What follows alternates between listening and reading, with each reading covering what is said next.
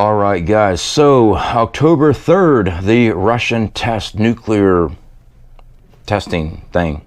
What's going on? Well, fixing to be. Today is October 2nd here in the States, but they have a different time zone than us here. I'm in Florida. So I'm seeing a lot of chatter of nuclear planes up in the air, sniffers, things like that. Yeah, I mean, they're doing a nuclear test, or some type of test there in Russia. I expect people to be on high alert, especially our government. Of course, we don't know when things are going to pop off. We don't. I'm not here to scare you and say we're all going to die, though. You know, I read a comment, several comments actually. This guy doesn't seem like he even cares. I do care. I just don't freak out because I'm prepared. Yeah. We've been preparing for SHTF for years, and some of us have actually been through it in our lives. Now, before we start typing away, SHTF can fall underneath many different categories. Yeah, it's not always the zombie apocalypse or the Mad Max, no government, no rule of law, nuclear wasteland. Everything from natural disasters, hurricanes, tornadoes, earthquakes, you name it. These are SHTF moments. All right, so we prepare accordingly for everything from food shortage, economic collapse, the end all be all, you know, freaking volcano, who knows? All right, there are possibilities out there, so we try to prepare for as many as possible. Now, how do you prepare? Well, I'll be happy to show you what we prepare for. The reason why I don't freak out: one, we stockpile. Two, we train. Yeah, we don't just sit and type away on internet chats about how great or why we should or what we should do. We actually do. We train, we work out, we exercise, we bust our ass. We are always trying to prepare as much as possible. And actually, it's a damn good lifestyle if you do it correctly. Yeah, you'll be amazed at how much weight you lose, how better you feel because you're active. I know, don't want to hear that, but that's fine. I'm telling you right now, you're going to feel so much better when you actually dig your own well. Yeah, trust me, it's exhausting. So, the nuclear bombers in the air, Russia might nuke America or Ukraine with nuclear war, all devastation. Personally, I don't believe it's going to be a mutual assisted destruction scenario. Even if a nuclear bomb was to go off, a missile, I don't think everybody's going to be firing at once, but that's just my opinion. Do I try to prepare for it if it does? Yeah, but that one there is going to be a tough one to survive. It will be. If it's just strategic nuclear attacks and most of the population safe, which I pray to God actually does happen, that most of us are safe from it, at least the initial blast areas, and it's very limited, yes, you have a great chance to survive. Okay? You know, yeah, gas masks, the appropriate equipment, suits, ISAT tablets, water filtration, food, shelter, detecting equipment. All these things are part of prepping. You know, when I show a gas mask, you know, nuke suit or anything like that, oh my God, you're trying to sell a gas mask. Yeah, it's called prepping. Welcome to the prepping world. We try to prepare for as many things as possible, even if it's not plausible. To an extent. All right. Some of the stuff I see, I'm like, huh? In case you're wondering, apparently Nibiru is going to come crashing into Uranus and, you know, stick where the sun don't shine. I don't know. So as part of our preparedness plans, yeah, gas mask and stuff, you know, nonchalant, this guy doesn't seem to care. I do care. I just don't get freaked out about it because we've been preparing and training. Okay, we've got a whole wrap up of things that we're going to discuss tonight in this video, and hopefully it actually wakes people up on this. There is no reason to be freaking out every time a piece of news comes. This is where I always talk about play pretend prepping. The internet has created this thing with people where everyone likes to come in and type away about how they're growing herbs and they're going to survive the apocalypse because they can eat cattail. I've done that for a very long time. You are going to be hungry. You're going to be very hungry. Having alternative power when the grid goes down. Yeah, we're preppers. All right, this is the Oupes 1800. We just recently did a review on it. Having a backup solar generator is freaking awesome, guys. I'm telling you right now, having something like this that you can power up things in your home, yeah, awesome. You can power up power tools. This here is at 100%. I just recharged this one up. Power tools to do construction, run mini fridges, air conditioning units for a limited time. You know, you got to be smart. This isn't going to run your whole house forever, but it does work very well. We also have solar grid. Yeah, an actual solar grid, guys. There is a pop-up right about there for you. That's my solar grid. Yeah, it runs my house. We're completely off grid.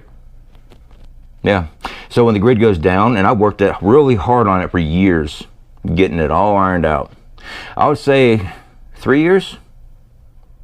Yeah, getting all that solar put together, you know, to protect it. We went with EMP Shield. I actually purchased our first EMP Shield before we even got affiliated with the company. And now we are affiliated. We protect our vehicles with it. That way we have a running vehicle when shit hits the fan. Yeah. For those that say, well, you don't need a vehicle, there's no fuel, well, we're preppers. We stock up fuel as much as possible. And to have a running vehicle that we can escape a bad situation when necessary is priceless. Keep on doing you, I'll do me. My family comes first. Loading my family up in that big ass Tahoe and be able to stomp it down and get away 400 miles. Yeah, priceless. I mean, guys, we have went over so many times. Dry goods, canned goods. Yeah, I've got beans. I got Spam. I'm prepared for shit hits the fan. Yeah, we have done so many videos of Mylar and of food, getting prepared. You know, guys, we even have long-term food storage, all right, for Patriots. Legacy, we have Augason Farms, we have Nutrient Survival. Yeah, let me show you. Yep, like I said, we store it all. Yeah, for Patriots. Freeze-dried beef. Got some long grain rice. Chocolate pudding. These are always nice. These are the 72-hour survival kits they actually give out. San Antonio's best black bean. So yeah, long-term food stores. This is for Patriots. We're affiliated with them. As a matter of fact, they got a kick-ass deal right now. This is their platinum 3-month supply. Yeah, you get all this right here. 2 large totes and this additional 3rd tote. Yeah, actually running great deals right now. So yes, we stock up long-term food. All right, we stock all this stuff up. And this is just another reason why we don't stress it when we're hearing the news. Okay, because we are always preparing. So when something does happen, we're ready for it. And just like we stockpile water, all right, we stock up water, we have multiple ways of purification of water. No matter if it's a natural disaster or the end-all be-all nuclear war. Yeah, we've shown water filtration systems, okay? Should be some pop-ups coming up here, all right? Check our playlists. We've done water distilling systems. Yeah, this distillery will get rid of radioactive material. Yeah, if you're worried about nuclear fallout and stuff like that, distilling water will do that. We've also done reverse osmosis systems. Yeah, that will also work too. I know. They're products that you try to sell us, CFP. Now, they're products that we use and test out for shit hits the fan. There it is. All right. I guess because it's a product, I should never take a look at it because, oh, how dare you. I'm going to go take a look at it. You're damn right I am, because I got to make sure my family's prepared for what's coming. So yeah, I'm going to do reviews. There is absolutely no reason to be freaking out unless you've just been playing pretend. All right. I try to run this channel as transparent as possible. I try to show you what works and doesn't work. In other words, I put my hands on everything and I will show you if it works.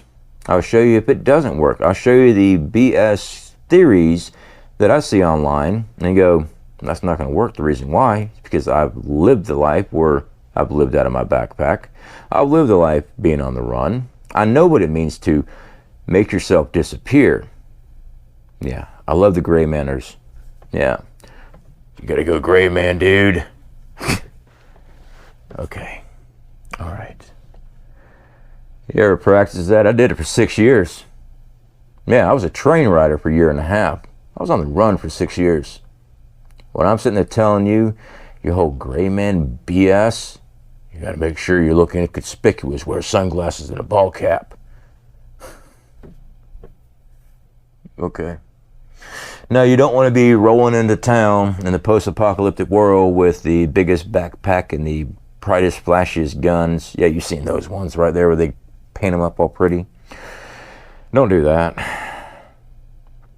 But half the stuff that comes online is crap.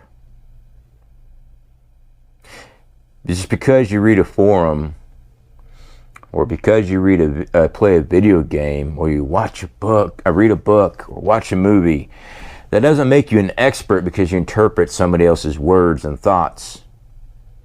That's not it. You want to listen to people that actually have done the things, have been through hard times. And I don't mean, no, your daddy yelled at you, now you suffer from PTSD. I'm talking about actually having to put their lives out there and say, this doesn't work. The reason I know, because I've been out there and nearly died. Or, this works. How do I know? Because I was stuck on Mount Shasta with minimum gear, couldn't get a fire going. It's sleet and snowing like crazy, and the Bic lighter wouldn't work. Yeah. To all those people, I just carry a Bic lighter. Yeah. Been there, done that. That's why I carry ferrocene rods. This is why I carry magnesium fire rods. That's why I carry multiple ways of starting fire. And also, yes, I do carry cotton balls with Vaseline, but when the temperature is too cold, it's like a rock. The sparks bounce off of it because that petroleum has frozen up. Yeah. But, you know, don't take my word for it because I've actually done it. Been there, done that. But when I'm trying to explain things to people, others have watched the horse shit on YouTube. And they'll sit there and argue with me nonstop. This is my thing. When I'm telling you something, it's because it comes from experience. So you can go back to whatever YouTube channel you just went and watch somebody else's stuff. When they tell you something else, and ask them some questions. That's my advice. Now, for everybody else, please quit freaking out. All right. Is it something we should watch? Yes. Russia stuff? Absolutely. But if you've been preparing, you are prepared. If a direct nuclear hit was to fall on you, we cannot do nothing about that. If something falls nearby, you're in a blast radius, well, you're screwed. If you're outside the blast radius, but in a fallout area, you have an option to move. And I recommend doing that. Some people are unable to. They're going to have to hunker down. Then you need to seal up that house, and you better have your supplies in order because you're going to be riding that out for about 2 weeks till that decay on the radiation drops down enough you can evacuate out. And do you have the appropriate equipment to do that? Or are you just going to be sitting there hoping that the U.S. government might still be attacked and going to come and, you know, save you? All right, guys. Speak to you later.